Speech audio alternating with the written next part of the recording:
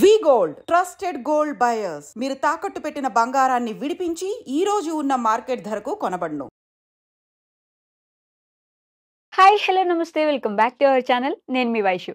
ఆఫీసుల్లో కానీ, బయట కానీ, ఫ్రెండ్స్తో కానీ, లేదంటే మనకు తెలిసిన వాళ్ళతో కానీ, అబ్బా మన ఫ్రెండ్ కదా, ఇప్పుడు నో చెప్తే ఎలా, ఇప్పుడు నో చెప్పానంటే మళ్ళీ మా ఇద్దరి మధ్య రిలేషన్ దెబ్బతింటుందేమో, ఇలాంటి థాట్స్తో నో చెప్పకుండా వాళ్ళకి ఇష్టం లేకపోయినా సరే ఆ పనులు చేసే వాళ్ళు చాలా మంది ఉంటారు మనలో, చాలా మంది ఉంటారు. సో అసలు వాళ్ళని నొప్పించకుండా ఒప్పించేలాగా నో చెప్పడం ఎలా, ఈ విషయాలు మాట్లాడడానికి ఈరోజు నాతో పాటు ఉషా వెమ్మరి గారు ఉన్నారు, మోటివేషనల్ స్పీకర్ అండ్ కౌన్సిలర్. మేడంతో మాట్లాడదాం. హలో మ్యామ్, నమస్తే. సో నో నో అని చెప్పడం అనేది చాలా కష్టం. చిన్న పదమైనా కూడా అస్సలు అంత ఈజీగా ఎవరు చెప్పలేం కదా. ఒప్పించకుండా, అది నొప్పించకుండా ఒప్పించేలాగా నో ఎలా చెప్పాలి మ్యామ్ అసలు? చాలా ముఖ్యమైన క్వశ్చన్ ఇది. లేకపోతే ఏమవుతుందో తెలుసా, అవతల వాళ్ళని ప్లీజ్ చేసే దీంట్లో మనం ఎప్పుడు లూజ్ అయిపోతాం. అసలు మన అస్తిత్వం పోతుంది ఒక పీరియడ్. అసలు ఎస్ అనే మాటకి 3 అక్షరాలు, నో అనే మాటకి 2 అక్షరాలు ఉన్నాయి కదా మామూలుగా. ఇప్పుడు నాకు వచ్చిన ఫీలింగ్ ఉన్నప్పుడు ఎస్ కంటే నోనే ఈజీగా చెప్పగలగాలి. అవునా? కరెక్ట్. కానీ చెప్పలేము లాజికల్ గా. ఎస్ కి మూడు అక్షరాలు. అవి చేస్తాను అని చెప్తే మనం త్రికరణ శుద్ధిగా నిజంగా అది థాట్ ఒకటి ఉంటే సరిపోదు, చేయాలి కూడా. కానీ నో అని చెప్పడానికి నీకు అభిమానం ఎందుకు? ఇబ్బంది ఏంటి? ఓకే, ధైర్యం చేయలేనప్పుడు ధైర్యం సరిపోదు. అందుకని అప్పుడు ఏంటంటే ఆలోచించేది దీనికి కారణం ఏంటి అని కనుక చూస్తే, ఒక కౌన్సిలర్గా ట్రైనర్గా నేను చూసినప్పుడు చాలా మందికి ఏమవుతుందంటే, ఒక వాట్ ఈస్ ఎట్ స్టేక్ అని ఒక రిలేషన్షిప్లో. ఓకే, అంటే ఇప్పుడు సపోజ్ మనకి అబ్బాయి అమ్మాయి లవ్లో ఉన్నారు అనుకుందాం. ఎస్, లవ్లో ఉన్నప్పుడు వాళ్ళకేంటి, ఒకళ్ళనోళ్ళు they try to put their best foot forward. Correct. వాళ్ళున్న కలిసిన 4-5 గంటలు బా అసలు వీళ్ళంత పర్ఫెక్ట్ ఎవరు లేరు అన్నట్టుగా. అసలు వాళ్ళ ఇంట్లో ఎలా ఉంటారో మనం వీళ్ళకి ఒక సపోజ్ వీళ్ళు కంటిన్యూ చేసి పెళ్లి చేసుకుంటే తర్వాత తెలుస్తుంది. కరెక్ట్. అంతవరకు వాళ్ళు బెస్ట్ ఫుడ్, అదే నా బాయ్ ఫ్రెండ్ ఇట్లా కాదు బెస్ట్ అసలు అనుకుంటారు. అమ్మాయి గురించి అబ్బాయి కూడా అలాగే అనుకుంటాడు. సో ఎందుకు నో చెప్పరు? ఇప్పుడు ఇలాంటిది ఏదైనా ఉన్నప్పుడు నో చెప్తే తను ఏమనుకుంటాడు అనేది వాళ్ళ మధ్యలో. అలాగే తల్లి పిల్లలు ఉన్నారు అనుకుందాం, ఇంకొక సిచ్యుయేషన్ కేస్ స్టడీ లాగా ఉన్నప్పుడు తల్లి అంటే విపరీతమైన ప్రేమ. రెండోది తల్లి ఎంత కష్టపడి పిల్లల్ని పెంచిందో చూస్తారు వాళ్ళు కళ్ళ ముందు. నాన్న అమ్మ ఎంత కష్టపడితే మనం ఈ రోజు ఈ స్టేజ్ లో ఉన్నాం. ఏ పిల్లలు చెడ్డవాళ్ళు కాదండి, ఏ తల్లిదండ్రులు చెడ్డవాళ్ళు కాదు. చూస్తున్నప్పుడు సిచ్యుయేషన్స్ బట్టి వాళ్ళు బిహేవ్ చేసే తీరులో ఎందుకు తెలియక కొన్నిసార్లు, తెలిసినా స్వార్థం కొద్దీ కొన్నిసార్లు ఇగ్నోరెన్స్ వల్ల చేసేవే ఎక్కువ ఉంటాయి పొరపాట్లు. అది కొంచెం మనం అవేర్నెస్ తో ఉన్నాం అనుకోండి, 2 వైపులు గొడవ లేదు, ఈజీగా across the table over cup of coffee solve చేసుకోవచ్చు కదా. అదేం పెద్ద పాక్ ఇండియా యుద్ధాలు కాదు కదా. సో అలా అన్నప్పుడు తల్లి పిల్లల రిలేషన్షిప్ ఉన్నప్పుడు వాట్ ఈస్ ఇట్ స్టేక్ అంటే, అమ్మ హర్ట్ అవుతుందేమో, అలాగే పిల్లవాడు నొచ్చుకుంటాడేమో అమ్మ వైపు నుంచి చూసినప్పుడు. పిల్లవాడు నేను ఇది నో అంటే పాపం బాధపడతాడేమో అనేది ఒక ఫ్యాక్టర్. ఎంప్లాయీ చూద్దాం. మనకి అక్కడేంటి, మంచి ఎంప్లాయీ అయితే గనక ఎంప్లాయర్కి గట్టిగా అలా ఏదైనా నో అని చెప్పాలన్నా, వేరే ఏది చేయాలని వెళ్ళిపోతాడేమో. రేపు పొద్దున్న నాకు నా బిజినెస్ కి నేను without him can I manage అనేది వాళ్ళ వైపు. వీళ్ళ వైపు ఏంటి, నేను నో అని చెప్తే నా ఉద్యోగం పోతుందా, నాకంటే బెటర్ వాడికి ఏదైనా అవకాశం ఉంటుందా, ఇన్సెక్యూరిటీ, జాబ్ వైపు. ఇదొక కారణం.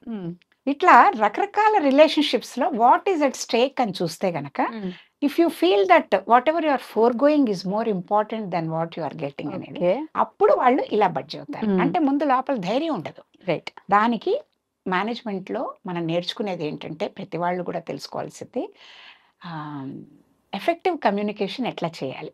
అంటే నో చెప్పాలి, ఎలా చెప్పాలి అని కనుక తెలుసుకుంటే. నో చెప్పడం మన ఉద్దేశం. అందరినీ ఎల్లవేళలా అందరూ ప్లీజ్ చేయలేరు కదా. ఎగ్జాక్ట్లీ, ఖచ్చితంగా పాసిబుల్ కదా.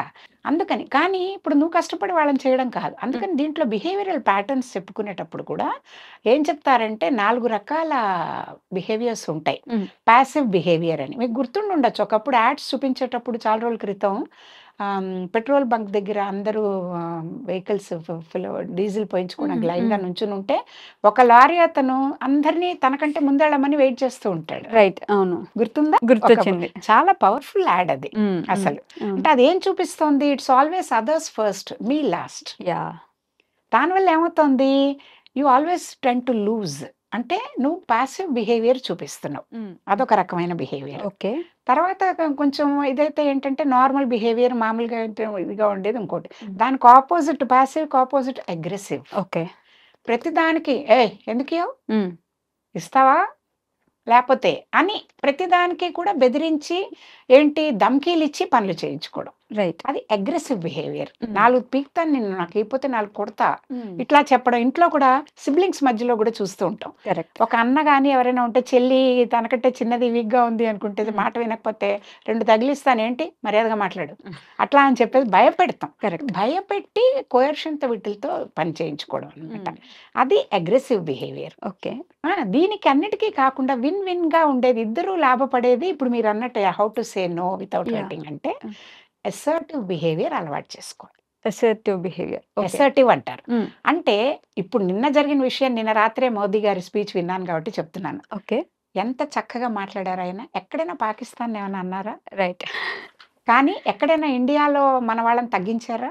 సమస్య లేదు. ఆర్మీ ఎవరు ఇంపార్టెంట్ మన దీనికి అనేది వాళ్ళందరినీ ప్రైజ్ చేశారు. కరెక్ట్. ఎవరు మనని పరోక్షంగా మనని వెనక నుంచి మన ఇది చేస్తున్నారో వాళ్ళకి తన మాటల ద్వారా ఇండైరెక్ట్ గా మెసేజ్ ఇచ్చారు.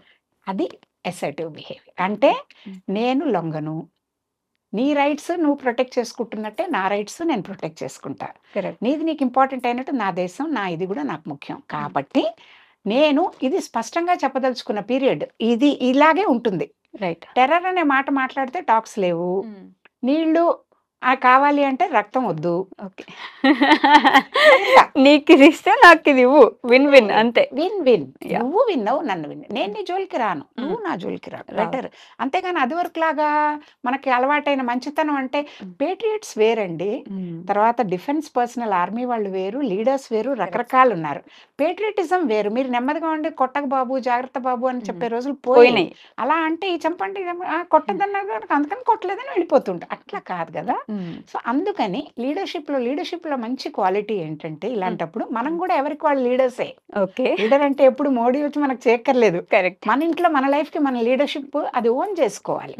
ఓన్ చేసుకుని మనం నష్టపోకుండా ఉండాలి అని అంటే ఏం చేయాలంటే అసర్టివ్ బిహేవియర్ అలవాటు చేసుకోవాలి. రైట్. సో ఎక్కడ నో చెప్పాలంటే నో అని బ్లంట్ గా చెప్పక్కర్లేదు. ఆ కమ్యూనికేషన్ విధానంలో సాఫ్ట్ గా ఎందుకు చేయలేకపోతున్నాము ఆ ఇష్యూకి ఇప్పుడున్న డిఫికల్టీ ఏంటి అనేది కనుక క్లియర్ గా కమ్యూనికేట్ చేస్తూ మనం చెప్పగలిగితే, అంటే ఇట్ డజంట్ మీన్ పర్సనల్ గా తీసుకోవాల్సిన అవసరం లేదు.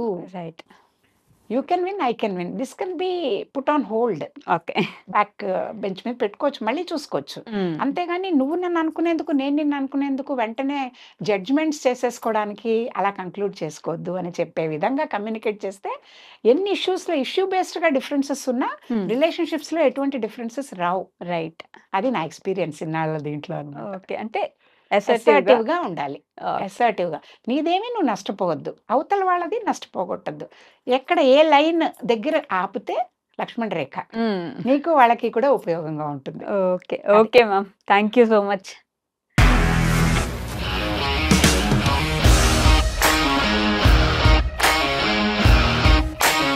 ఇండస్ట్రీలో కమిట్మెంట్ ఇష్యూస్ వస్తే నీకు కూడా వచ్చినట్టు మార్నింగ్ తీసుకెళ్ళాలంటే కొట్టి పడేస్తారు.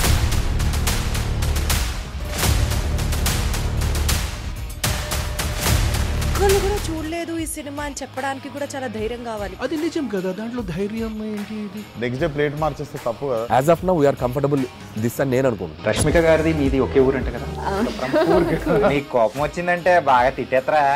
తిట్టేద్దామండి.